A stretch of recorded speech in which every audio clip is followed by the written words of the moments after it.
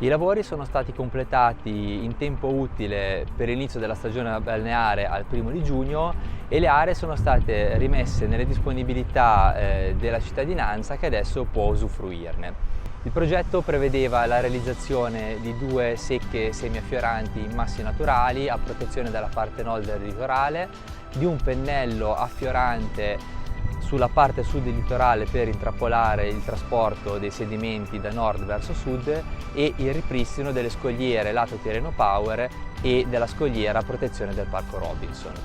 I lavori hanno previsto l'avvicinamento della linea di riva verso mare, per cui un ampliamento della spiaggia che va fra i 20 e i 30 metri tramite l'apporto di materiale da cava con quantitativi di 15.000 m3 a fare il sottofondo strutturale e un ripascimento tramite materiale prelevato in loco che dopo vagliatura è stato riposizionato nella parte nord della spiaggia. Adesso non stiamo aspettando altro che il mare inizi a fare il suo lavoro. Già parzialmente si può vedere a ridosso delle secche che la spiaggia sta creando delle lingue naturali che si avvicineranno a queste secche semiaffiorate realizzate e mano a mano andrà a ricreare una sua configurazione naturale che solo il tempo potrà andare poi a stabilire. Il progetto inoltre ha previsto anche il mantenimento e il ripristino di una porzione di spiaggia libera nella parte a sud del litorale, usufruibile per tutta la cittadinanza.